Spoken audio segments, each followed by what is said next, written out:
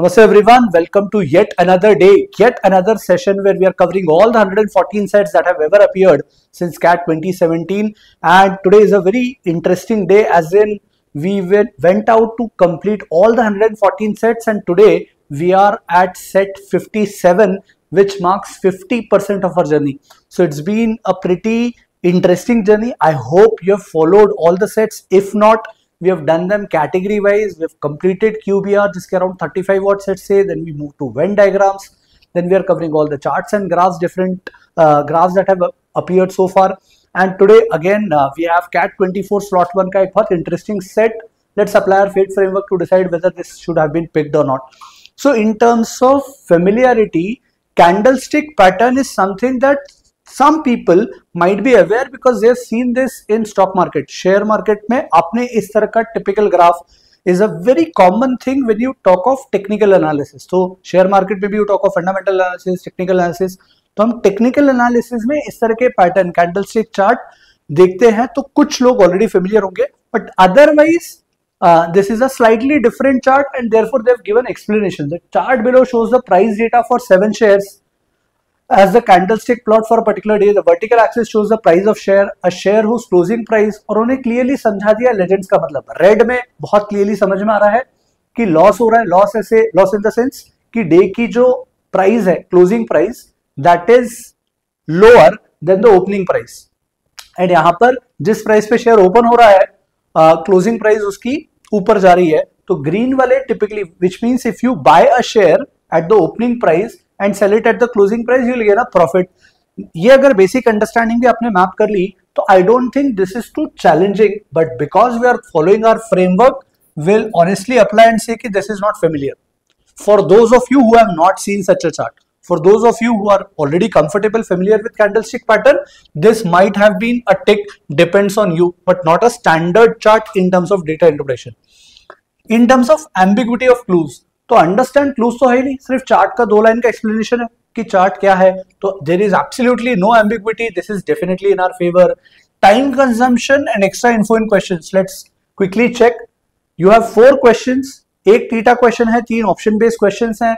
और which among the shares had the highest SPV, how many shares had an SPV greater than 0.5. 2 question same ही चीज को लेकर point कर रहे हैं, तो इससे टाइम कंजम्पशन नहीं लगेगा ज्यादा.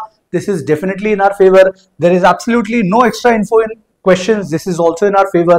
So out of 4, definitely 3 ticks. In some cases 4 ticks. So this is definitely a doable set. Exam में आएगा, यह आ चुका है, तो क्या ये करने लायक था? करने लायक था. And in fact, because this is from last year, you will be able to hear reviews from your seniors that most of the people who were accustomed with this, took this set, got all 4 right. So let's quickly jump to the analysis वाला part की. अब pick तो करना है, solve करना है. तो 2-3 inputs जब भी इस तरह का चार्ट आएगा, तो whenever you come across such a candlestick pattern वाला chart, just develop basic familiarity with this part कि जो बार है वो बार ओपनिंग क्लोजिंग प्राइस को डिनोट करता है. ऊपर नीचे वैल्यू हो जाएगी डिपेंडिंग कि रेड कलर है, ग्रीन कलर है, कि ओपनिंग ज्यादा है प्राइस या क्लोजिंग प्राइस ज्यादा है. बट ये जो बार दिख रहा है, so I will highlight this part for you to focus on. Look at this pattern. तो इसमें जो रेक्टेंगुलर बार दिख रहा है, this always deals with opening and closing price. और रेड कलर है मतलब ओपनिंग प्राइस ज्यादा थी, शेयर की प्राइस गिर गई, तो जब शाम को बंद हुआ स्टॉक मार्केट तब प्राइस कम थी. And therefore the same will happen here. The opening price is less पर क्लोजिंग प्राइस ज्यादा है. और ये जो एक्सट्रीम पार्ट्स दिख रहे हैं लाइन की लेंथ के, स्ट्रेच कर दिया है, ये किसी ना किसी टाइम पे कोई एक हाईएस्ट वैल्यू रीच करी है शेयर प्राइस ने, वो डे का हाई. मतलब हो सकता है सुबह 9 बजे शेयर की प्राइस, जैसे इस एग्जांपल को ले ले, सुबह 9 बजे शेयर की प्राइस 9:15 बजे 100 रुपए थी. एंड देन फाइनली जब क्लोज हो रहा है तब प्राइस हो गई लेट से 200 रुपए. पर दिन भर में कभी 300 रुपए की प्राइस भी रीच कर गया होगा, और डेज लो में सपोज 80 रुपीज भी रीच कर गया होगा. सो ओपनिंग क्लोजिंग रेक्टेंगल से याद रखना है, हाई और लो एक्सट्रीम एंड से ध्यान रखना है. और एक और चीज जो डेटा के लिए हमेशा मैं सजेस्ट करता हूं, that spend time at least 30 seconds on the graph, on just pure understanding, whatever you can understand just by observing the graph. तो ग्राफ को ऑब्जर्व करके आप क्या क्या अंडरस्टैंडिंग डेवलप कर सकते हैं, उस पे चलते हैं. So I'll just zoom this graph for you a bit, and वो legends की जरूरत नहीं है because we understand what do those legends mean. तो ग्राफ आपके सामने है. I'll just want you to spend 30 seconds, pause the video and then look at the analysis that I want you to understand. One, always look at the y-axis and identify कि दो regions के बीच में कितने की length है. For example, 200, 400, 600, 800.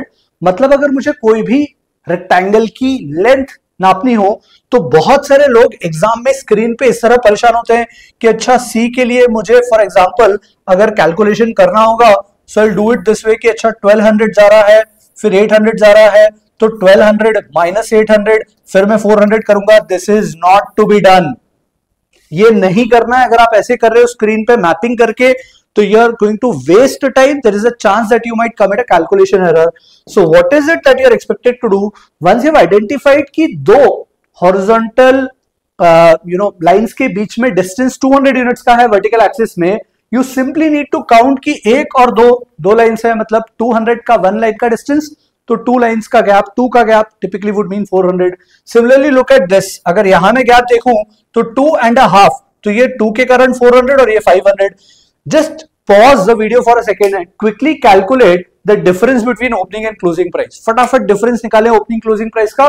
तो यहाँ 400, यहाँ 300, यहाँ 400, यहाँ 500, यहाँ कितना आएगा 1 के गैप के बराबर हो जाएगा 200. यहाँ पे कितना गैप आएगा 400, 500. Just by observing you can quickly calculate the difference between opening price and closing price. That is an important takeaway or learning from this particular set.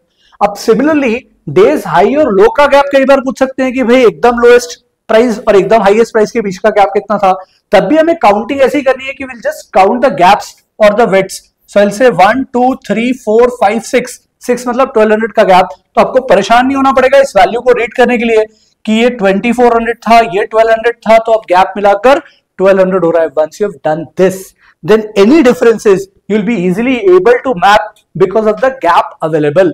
और अगर आपने ये सीख लिया, believe me, your efficiency will increase and your ability to get all 4 questions right would also increase. Just let me know in comments if you found this to be useful and what was your experience doing this particular set. अब questions पे चल सकते हैं. एक और important pro tip, जब आप questions पे जा रहे हैं और एक DI का set है तो quick glance questions की तरफ करना बनता है. Daily share price variability is defined as days high price minus low price. Day high की और डे लो की मतलब इन दोनों के बीच का गैप लेना है. Divided by what? Divided by average of the opening and closing price. Average of opening and closing मतलब इन दोनों का मिडिल वाला पार्ट, रेक्टेंगल का मिडिल वाला पार्ट, इससे डिवीजन करना है. विच among the following had the highest SPV. तो ये 4 ऑप्शन से इन 4 को कंपेयर करके हाईएस्ट एसपीवी निकाल देंगे. But there is another question which is based on same condition, daily share price variability, same definition दी हुई है. How many shares had an SPV greater than 0.5. तो भाई टोटल 7 ही शेयर्स दिए हैं, 7 में से ये काउंट करके निकाल लेना है कि कितने की एसपीवी 0.5 से ग्रेटर थी. Should not be too difficult. Once you do second question automatically highest आपको देखते कंपेयर करते आ जाएगा कि किसका है, वो इन 4 में से ही करना है. सो दोनों क्वेश्चंस एक ही तरह के क्लू के ऊपर है. You should be able to solve them together very easily. Let's look at third and fourth question. तो daily loss opening price minus closing price upon opening price दे दिया और परसेंटेज वेल्थ गेन. तो ये different category of question है, independently अलग से treat कर लेंगे. Let's now jump to the 2 questions and let's see how to approach. Daily share price variability समझ में आ गई थी, एक बार फिर से रिविजिट करते हैं. Days high price minus days लो प्राइस, हाई प्राइस और लो प्राइस का gap divided by the average. तो मैं AFDC इन सब के लिए ये शेयर प्राइस वेरिएबिलिटी का आंसर क्या आएगा वो लिखते जा रहा हूं. मैं काउंटिंग कैसे करूंगा ध्यान से देखना. मैं वैल्यूज नहीं लिखूंगा, ये कंपेयर नहीं करूंगा स्क्रीन के क्रॉस, मैं जस्ट गैप्स कंपेयर करूंगा. तो ए के लिए 1 2 3 4 5 6. सो कैन आई से डे की हाई प्राइस और डे की लो प्राइस का डिफरेंस टिपिकली इज 1200. सो 1200 आपका न्यूमरेटर आ जाएगा और इसे डिवाइड करना है average of the rectangle. Rectangle का एवरेज, मिडिल वाली वैल्यू, मिडिल मोस्ट वैल्यू. तो मिडिल मोस्ट वैल्यू के लिए दिस इज द मार्क. तो दिस मार्क इज 2000. यहां पर आपको मार्क को ऑब्वियसली देखना पड़ेगा because this is not related to gap which is the average of these 2 blocks. Very quickly F पे चल लेते हैं. एफ के लिए when you will do the calculation 1 2 3 4, 1 2 3 4 मतलब gap 4 into 200 which is 800. So rewrite this. 4 का gap है मतलब ये आ जाएगा आपका 800 न्यूमरेटर में. और F के लिए मिडिल मोस्ट वैल्यू इज 1700 तो ये 1700 आ गया. डी के लिए कैलकुलेट करते हैं। डी के लिए 1 2 3 4 एंड 4.5 900। सो डी के लिए this number is 900 divided by D का रेक्टेंगल उसके मिडिल की वैल्यू, सो मिडिल की value will be 700, so 900 divided by 700। सी के लिए क्विकली चेक कर लेते हैं 1 2 3 मतलब numerator will be 600 divided by denominator middle most value which is 1000। तो अब हाईएस्ट क्लियरली दिख रहा है कि this is greater than 1, all the other options are less than 1, तो correct answer will be choice C D. अब next question, because we had understood that in the previous glance at the questions that second question is again based on this formula, और वो पूछा है 0.5 से ज्यादा 7 में से 0.5 से ज्यादा 7 में से शेयर प्राइस वेरिएबिलिटी किन स्टॉक्स की है? Out of 7 how many have share price variability greater than 0.5? तो क्विकली चेक कर ले, 2000 का 50% 1000 होता, क्या शेयर ए की ग्रेटर देन 0.5 है? मैं सेकंड क्वेश्चन के लिए ऑलरेडी कुछ कैलकुलेशन पहले से करके चल रहे हैं। सो ए के लिए है 1700 का 50% अगर करते तो 850 होता, तो 850 नहीं आ रहा, मतलब एफ के लिए नहीं है। डी के लिए तो डेफिनेटली है, और सी के लिए 50% सी के लिए भी है। तो ए सी डी एफ हम कवर कर चुके हैं, जिसमें से ए सी डी में ग्रेटर देन 0.5 है, मतलब 3 शेयर्स तो मिल ही गए। तो I now move to the next question quickly and write it down directly on the graph itself कि मुझे ए के लिए मिल चुका है, सी के लिए मिल चुका है, डी के लिए मिल चुका है, ए सी डी के लिए मिल चुके हैं, और एफ के लिए नहीं मिला है। So I just need to compare now B E and G, और इनमें से जिनके लिए share price variability greater than 0.5 आ जाएगी उनका टोटल करके हम आंसर थीटा में मार्क कर देंगे। Let's quickly do it for B. I hope याद है 1 2 3 का डिफरेंस मतलब 600 डिवाइडेड बाय रेक्टेंगल का एवरेज। सो रेक्टेंगल का एवरेज 1700 से 2000, 1700 से 2000, तो 300 बाय 2 150 बढ़ा देना है, 1700 में 1850 आ जाएगा। इतना एग्जैक्ट नहीं भी लेते, 1800 भी ले लें तो भी 1800 का हाफ 900 होता। 900 से बड़ी वैल्यू चाहिए थी share price variability greater than 0.5 करने के लिए, ठीक है। So therefore this is not happening in B. E के लिए क्विकली चेक कर लें 1.5, तो 300 का न्यूमरेटर बनेगा divided by middle point is 1100, clearly दिख रहा है, यहां भी नहीं है। लेट्स क्विकली मूव टू जी। तो जी के लिए यू हैव 1, मतलब गैप्स काउंट कर रहे हैं तो 1 2 3 तो पूरी गैप्स हो गई है, 4 भी हो गई है और एक एक्स्ट्रा, तो 900 न्यूमरेटर बच जाएगा। 4.5 गैप्स 200 इंटू 4.5, और इस रेक्टेंगुलर बार का middle most point, so middle most point in दोनों का भी अगर रफली ले लिया तो दैट इज 1300 से थोड़ा सा ऊपर। सो 1400 और 1600 के बीच में अराउंड 1500 के आसपास आप ले सकते हो। 1500 का 50% लेते 750 आता, उससे तो ग्रेटर ही है, तो डेफिनेटली एक और मिल गया। तो A C D and G, I will write it, A C D and G, these are the 4 shares. तो हम टीटा क्वेश्चन है, इनपुट आंसर क्या मार्क कर देंगे 4 and will move on. I hope this is clear. Let's quickly look at the next question. Daily loss, daily loss कैसा है? Opening minus closing. Remember day high low कहां से होते हैं? पीक वैल्यूज से। ओपनिंग क्लोजिंग इज रेक्टेंगुलर बार, तो opening closing मतलब इन 4 के लिए कंपेयर करना है, जिसमें से जी के लिए तो प्रॉफिट है, तो डेली लॉस जी तो आंसर आ ही नहीं सकता। हाईएस्ट डेली लॉस पूछा है, ए बी एफ को कंपेयर करना है, क्विकली कर लेते हैं। तो 1 और 2 का गैप मतलब 400, बी के लिए जो लॉस है वो 400 का है on an opening price of 2200। Let's quickly do it for F. This is 200 का loss on an opening price of 1800, and A के लिए दिस करस्पॉन्डिंग, मैंने बी के लिए कैलकुलेट कर रहा, so sorry my mistake, I did this for B. ये जो ए है उसकी वैल्यू बी में लिख ली मैंने, ए के लिए फिर से कैलकुलेट कर लेते हैं। सो वी हैव 2 का gap would been 400 divided by opening price which is 2200, so 400 divided by 2200, ये ए के लिए आ गया। बी के लिए कैलकुलेट करते हैं क्विकली। सो बी के लिए difference between opening and closing price, ये रेक्टेंगल, तो 1 का गैप और 0.5 का गैप, तो 300 आ जाएगा न्यूमरेटर। डिनोमिनेटर कितना आ जाएगा? Denominator is 2000। जी के लिए तो सॉल्व करने की जरूरत नहीं, जी तो प्रॉफिट हो रहा है। एफ के लिए अगर हम कैलकुलेट करें तो 1 यूनिट का गैप मतलब 200 का लॉस हो रहा है on the initial opening price which is 1800। अब इन 3 फ्रैक्शंस में कंपैरिजन करके बस बता देना है कि हाईएस्ट डेली लॉस किसमें है।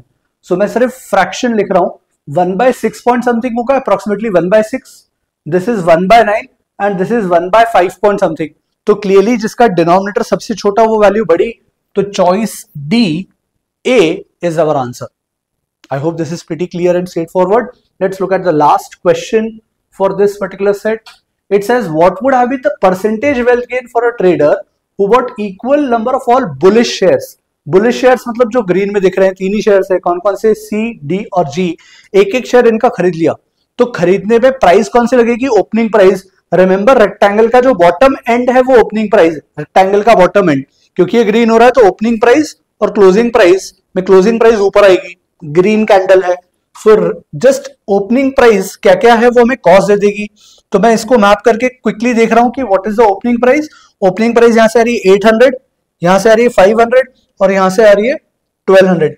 800 प्लस 500 प्लस 1200, ये मेरी कॉस्ट इनकर हो गई। सो 13 एंड 12, 2500 इज माई डिनोमिनेटर।